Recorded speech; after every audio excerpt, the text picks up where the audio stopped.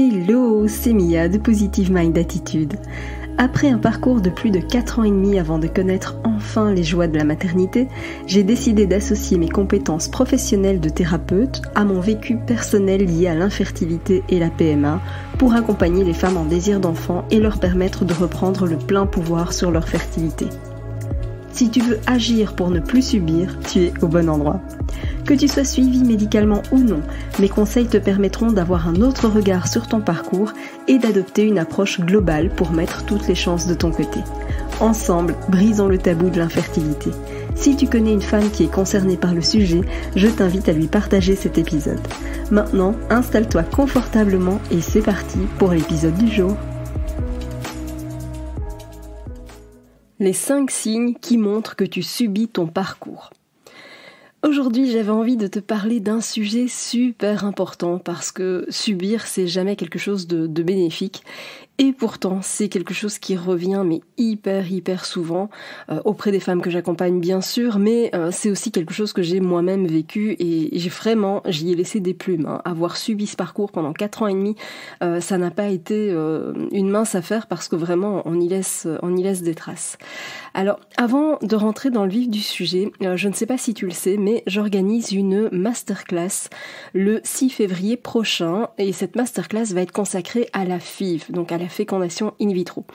C'est le sujet que vous avez choisi, c'est le sujet qui est ressorti à la suite d'un sondage que j'ai publié sur Instagram et on m'a posé d'ailleurs énormément de questions sur le sujet. Et c'est justement le sujet que j'ai du coup choisi pour la prochaine conférence, la prochaine masterclass. Tu le sais, c'est pas les masterclass, les conférences, j'en fais occasionnellement, mais j'en fais pas souvent. Donc vraiment, quand j'en fais, il faut absolument être là parce que je délivre toujours énormément de conseils. J'apporte énormément de valeur dans ces conférences, dans ces masterclass. Donc voilà, je préfère en faire moins, mais en faire vraiment de très grande qualité plutôt que d'en faire tous les mois et de ne pas apporter autant de valeur. Donc la première chose que je t'invite à faire, c'est évidemment à t'inscrire. Tu trouveras le lien d'inscription dans la description de cet épisode. Donc je t'invite évidemment à t'inscrire pour pouvoir assister à cette conférence. Et j'en profite aussi pour dire que bien sûr, qui peut le plus peut le moins. Donc si je parle de fécondation in vitro, ça vaut aussi pour les inséminations. Donc si tu envisages une insémination, ça marche aussi pour toi bien évidemment, d'accord ? Et si tu n'es pas encore suivi en PMA, ça vaut quand même le coup de venir pour comprendre tout ce qui va se passer, comprendre aussi, parce que en réalité, je vais répondre à toutes les questions qui m'ont été posées. D'ailleurs, si tu en as, tu peux continuer à me les envoyer sur Instagram ou par mail si tu préfères, et j'y répondrai lors de la conférence, lors de la masterclass. Pourquoi ? Parce que j'ai vraiment envie justement de tenir compte de toutes tes questions, les interrogations qu'on m'a posées, etc. Ça permettra vraiment d'avoir une conférence qui réponde à 100% à ton besoin, à ton questionnement, etc. Donc vraiment, c'est une conférence que tu dois absolument voir. Donc inscris-toi dès maintenant via le lien dans la bio et dans la description, donc dans la bio de mon compte Instagram si besoin, et alors évidemment sur le lien qui apparaît dans la description de cet épisode. Aussi, ce que je voulais te dire, c'est qu'une fois que tu te seras inscrite, tu vas recevoir un bonus de dingue avec cette conférence. Pourquoi ? Parce que je t'offre 21 questions de coaching pour avancer vers bébé. Ces questions, ce sont des questions que je pose très fréquemment aux membres du coaching éclosion. Alors évidemment, je leur pose pas les 21 questions en une fois, c'est pas un interrogatoire de police, mais dis-toi que selon où elles se trouvent dans le parcours, selon évidemment la personne que j'ai en face de moi, selon la situation qu'elles vivent à un moment particulier, etc., ce sont des questions que je vais leur poser. Et toutes me confirment à quel point, après un échange, toutes me confirment à quel point se poser les bonnes questions change la donne. Souvent, quand on est seul face à soi-même, on va se poser certaines questions du style « mais pourquoi ça marche pas ? Pourquoi moi ? Qu'est-ce que j'ai fait pour mériter ça ?» etc. Mais ce sont pas des questions qui t'apportent véritablement des réponses qualitatives qui te permettent d'avancer. Ici, vraiment, c'est ce que je veux pour toi. Ce sont 21 questions qui te permettent d'avancer vers bébé. Alors, je ne sais plus qui disait ça. Je pense que c'est Confucius, mais je trouve cette citation extraordinaire. Il disait « La qualité de ta vie dépend de la qualité des questions que tu te poses ». Et je trouve ça mais d'une pertinence incroyable, et on a tendance à l'oublier. Et on retombe dans des questions, dans un questionnement, j'ai envie de dire, somme toute classique, victimisant même parfois, et en tout cas certainement pas qui te permettent de reprendre véritablement le pouvoir sur ce que tu vis. Et c'est justement ça que j'ai envie de changer. Donc ce bonus, crois-moi, il va te plaire, t'en as impérativement besoin pour avancer. Donc inscris-toi à la masterclass. Donc encore une fois via le lien de la description de cet épisode, et alors tu vas pouvoir directement télécharger ton bonus pour préparer ta participation à cette conférence. Donc vraiment, je compte sur toi. Pour en revenir avec le sujet du jour, je t'ai dit, on va parler des 5 signes qui montrent que tu subis ton parcours. Et encore une fois, si tu coches les 5 cases, les 5 signes, rassure-toi, t'es loin d'être la seule. Et j'ai pu cocher les 5 moi aussi. Mais c'est vraiment crucial pour toi d'identifier ces différents points et voir où est-ce que tu te trouves par rapport à ça. Le premier signe, c'est que tu délègues la réussite de tes essais exclusivement au médical. C'est un point hyper essentiel ici. Pourquoi ? Parce que en réalité, même si tu es suivi médicalement, même si tu passes par une PMA, tu as un rôle qui est tout aussi important, si pas plus, que ce que va jouer celui du corps médical.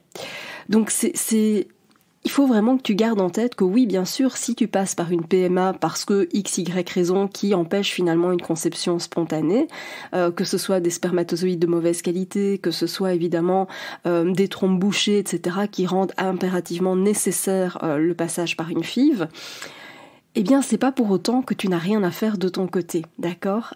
Et ça, c'est vraiment crucial. Et c'est pas pour rien aussi que parmi les femmes que j'accompagne dans le groupe Éclosion, il y a énormément de conceptions spontanées, c'est-à-dire sans aucune intervention médicale. C'est parce qu'on arrête justement de déléguer la réussite des essais bébés exclusivement au corps médical. Oui, on en a besoin. Loin de moi l'idée de dire qu'il ne faut pas aller en PMA, tu le sais, c'est pas du tout mon discours, loin de là. Au contraire, c'est une aide très précieuse, mais je vais rebondir là-dessus, c'est une aide, ce n'est pas la solution, d'accord ? C'est une des solutions, c'est une piste à explorer, mais c'est pas la seule et l'unique, d'accord ? Donc ton rôle est tout aussi important. Le deuxième signe qui montre que tu subis ton parcours, c'est que tu vas prendre des traitements sans les comprendre réellement. Et c'est hyper dangereux de faire ça. Pourquoi ? Parce que évidemment, ça amène des erreurs de traitement. Comme tu le sais, une fois que tu es suivi médicalement et que tu envisages que ce soit une insémination, mais surtout une FIV, parce que les traitements sont beaucoup plus conséquents, tu as une partie où quelque part tu es un peu autonome sur le sujet. C'est-à-dire qu'on va te faire toute une liste de prescriptions, de choses à faire, à prendre, etc. Mais si tu comprends pas le pourquoi du comment, tu vas faire les choses au mauvais moment. Et c'est comme ça que finalement, après coup, on a des appels en panique parce que je suis pas sûre d'avoir fait ce qu'il fallait comme il fallait, est-ce que c'est grave, etc. Mais pourquoi ? Parce qu'en réalité, tu ne sais pas quel est l'enjeu réel, à quoi va servir tel ou tel médicament, etc. Et ça part bien souvent aussi d'une méconnaissance initiale du fonctionnement de son corps, de son cycle, etc. Et donc on ne sait pas trop finalement à quoi exactement va servir le traitement. De la même manière, on peut arriver sur un niveau plus basique qui va être celui de certaines prises de sang, de certains contrôles où on va te demander de le faire à certains moments du cycle. Si on te dit de faire par exemple une prise de sang à J21, en réalité c'est pas forcément à J21 que tu dois le faire, mais tout simplement pourquoi ? Parce que le corps médical a estimé que tu ovulais à J14 et que donc on va considérer 7 jours après. Et c'est pour ça qu'on te dit J21. Mais dans la réalité, si tu as ovulé à J17 ou à J10, forcément on va pas obtenir les taux corrects. Donc c'est important véritablement d'être impliqué dans ce parcours, mais à un point où tu comprends exactement tout ce qui se passe. C'est parce que ça va te permettre évidemment d'agir correctement et d'éviter évidemment tout un tas d'erreurs classiques. Donc je t'invite vraiment à comprendre, tu vois, tout ce qui se passe dans ce parcours. Tu n'as pas besoin de passer ton diplôme de médecin pour ça, loin de là. Il y a moyen de comprendre les choses de façon très simple. Parce que tu vas voir qu'au final, c'est pas aussi compliqué qu'il n'y paraît, mais c'est véritablement important de comprendre ce qui se passe réellement. Le troisième signe, et ça aussi c'est un des plus grands classiques, c'est que ton projet bébé tourne à l'obsession. Alors tout de suite, je vais mettre un bémol, parce que Je ne suis évidemment pas en train de te dire que c'est parce que tu y penses trop. Jamais je ne te tiendrai un tel discours. Si tu me suis depuis un petit moment, tu le sais, c'est pas du tout ma philosophie. Au contraire, je te dirais que tu n'y penseras jamais suffisamment. Parce que c'est absurde évidemment de te dire d'arrêter d'y penser. On est bien d'accord. C'est d'ailleurs pour cette raison que j'ai choisi cette phrase comme premier titre pour mon premier livre. Hein. C'est parce que tu y penses trop. C'est vraiment la phrase que je ne supportais plus d'entendre et je l'ai choisie comme titre pour l'écriture de mon premier livre. Donc évidemment, loin de moi l'idée de te dire ça également. Quand je dis que ton projet bébé tourne à l'obsession, en fait ce que je veux dire c'est que trop souvent on met complètement notre vie entre parenthèses. Et si tu le fais, encore une fois, sache que je l'ai fait aussi, hein, donc je ne jette la pierre à personne bien évidemment. Mais ce qui se passe c'est que souvent on va finir par vivre à travers uniquement nos protocoles, nos désirs d'enfant, nos projections, etc. Et en fait on s'oublie complètement soi-même dans cette histoire. Donc le fait que ça tourne à l'obsession, oui, c'est le signe effectivement que tu subis ton parcours.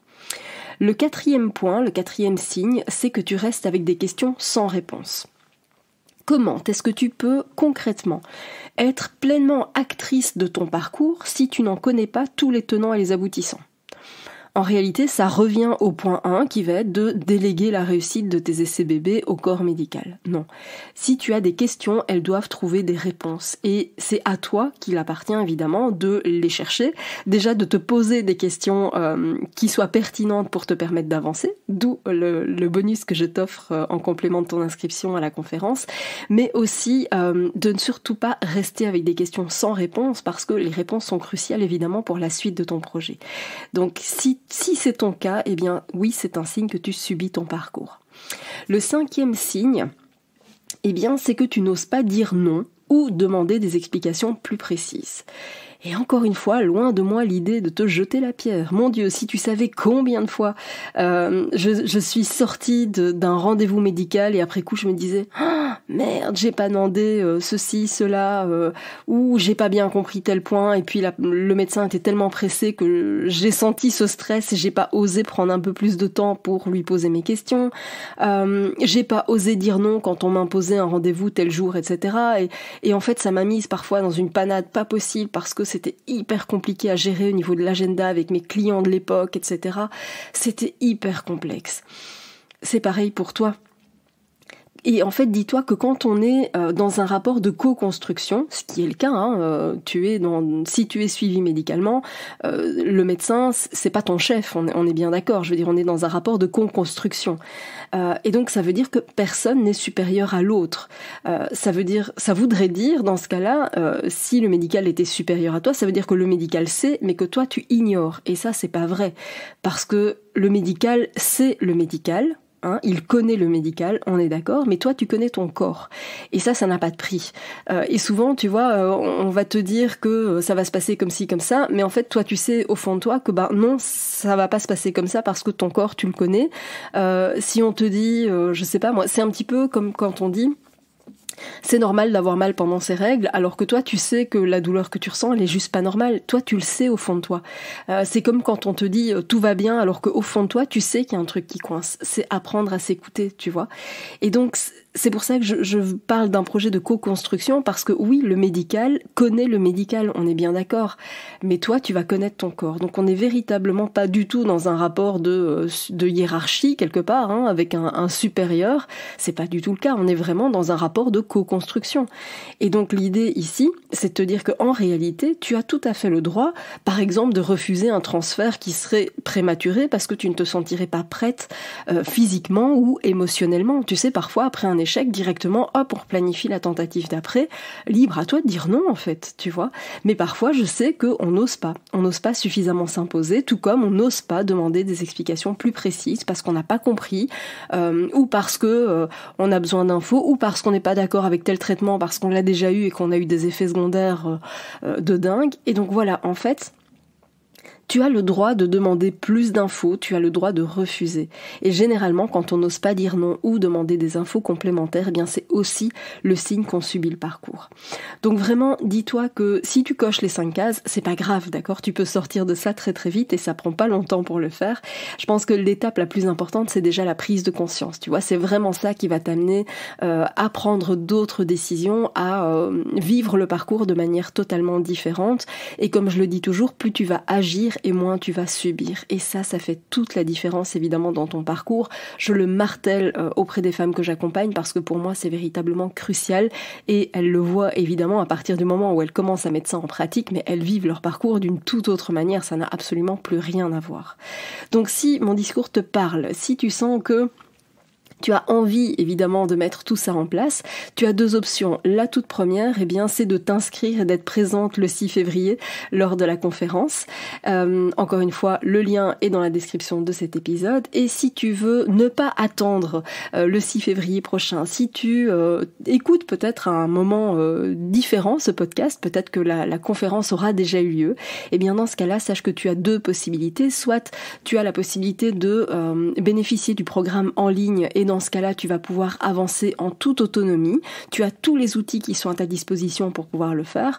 Ou alors, tu te dis, non, en fait, j'ai besoin des infos, mais j'ai aussi besoin d'un accompagnement personnalisé. Et dans ce cas-là, eh bien, je t'invite à rejoindre le programme de coaching Éclosion parce que vraiment, en plus de bénéficier de tout ce qu'il y a dans le programme Fertility, eh bien, je te prends par la main. On va avancer ensemble dans ton parcours. C'est vraiment la meilleure option si tu veux donner un coup d'accélérateur à tes essais bébés. Je te dis à très bientôt, on se retrouve évidemment au plus tard dans la masterclass et d'ici là, prends soin de toi. Merci d'avoir écouté cet épisode jusqu'au bout. Si tu veux aller plus loin et bénéficier de plus de conseils, télécharge maintenant mon guide offert sur positivemindattitude.fr. Pour encourager ce podcast, merci de mettre une note et ou un commentaire sur ta plateforme d'écoute. Je te dis à très vite pour un prochain épisode.